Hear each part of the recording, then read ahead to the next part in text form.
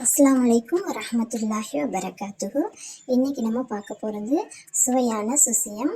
ரொம்ப ஈஸியாக எப்படி செய்கிறதுன்னு பார்க்கலாம்.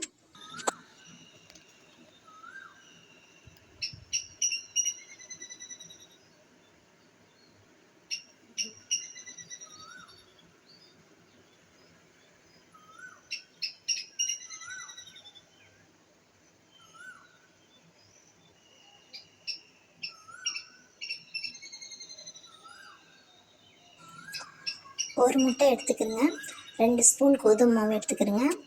கோதுமை மாவு அல்லது மைதா மாவு எது வேணால் சேர்த்துக்கலாம். 2-3 சிட்டிகை உப்பு சேர்த்து நல்லா கலந்து விட்டுருங்க. கொஞ்சமாக தண்ணி சேர்த்து நல்லா மிக்ஸ் பண்ணி இது தனியாக எடுத்து வச்சுருங்க.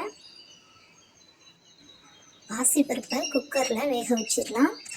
தண்ணி சேர்த்து வேக வச்சுக்கிறங்க. முடிஞ்ச அளவு தண்ணியை கம்மியாக வச்சுருங்க. பாசிப்பருப்பு சீக்கிரம் வெந்துடும், அதனால் ஒரு விசில்லையே நீங்கள் பாசிப்பருப்பு வேக வச்சிடலாம். ஒவ்வொரு குக்கரை பொறுத்து வேகும். ஓகே, இது சூப்பராக ரெடி ஆயிடுச்சு. பாசிப்பருப்பு இது போல் தண்ணி இல்லாமல் நம்ம எடுத்துக்கிறணும். ஒருவேளை உங்களுக்கு அதிகமாக தண்ணி இருந்துச்சுன்னா தண்ணியை எடுத்துருங்க. தேங்காய் தேவையான அளவு எடுத்துக்கிடலாம். சீனி தேவையான அளவு எடுத்துக்கிறங்க. நாட்டு சர்க்கரை சீனிக்கு பதிலாக நீங்கள் நாட்டு சர்க்கரை வேணாலும் சேர்த்துக்கலாம். உங்கள் விருப்பம் போல் சேர்த்துக்கிறங்க. நம்ம பாகு காய்ச்சி இது ரெடி பண்ணுவோம், அது போல் நம்ம இப்போ ரெடி பண்ணலை. உப்பும் 2-3 சிட்டிகை அல்லது 1/4 டேபிள் ஸ்பூன் சேர்த்துக்கிறங்க. இப்போ இது நல்லா மிக்ஸ் ஆயிடுச்சு. இதை நம்ம அடுப்பில் வச்சு கிண்டி நம்ம ரெடி பண்ணுவோம், அது போல் நம்ம செய்யலை. இப்போ நம்ம அரிசி மாவு இதில் 2 ஸ்பூன் சேர்க்க போகிறோம். அதாவது தண்ணியாக இருக்குது அப்படிங்கிறதுக்காக சேர்த்துக்கிறோம். இதை நீங்கள் அடுப்பில் வச்சு கிண்டும் போது பாகு ரெடி பண்ணி சேர்க்கும்போது அது தண்ணி ஆகாது. இது போல் நம்ம ரெடி பண்ணும்போது தண்ணியாக இருக்கும், அதனால் சீனி கரைஞ்சி தண்ணியாக இருக்கும். அதனால நம்ம இதில் அரிசி மாவு சேர்த்துருக்கிறோம். இப்போ அரிசி மாவு சேர்த்து நல்லா மிக்ஸ் பண்ணிக்கிறோங்க. தண்ணியாக இருந்துச்சுன்னா உருண்டை பிடிக்க வராது, அதனால அரிசி மாவு நம்ம சேர்த்துருக்கிறோம்.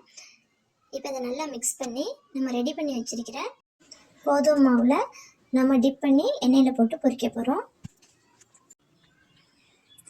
இப்போ எண்ணெயில் போட்டு பொரிச்சிட வேண்டியதான். சூப்பரான சுசியை ரெடி ஆயிடும். நம்ம சுசியை ரெடி பண்ணுறதுண்டா பாகு காய்ச்சி நெய் சேர்த்து ரெடி பண்ணுவோம். இது ரொம்ப சிம்பிளாக செய்யக்கூடியது.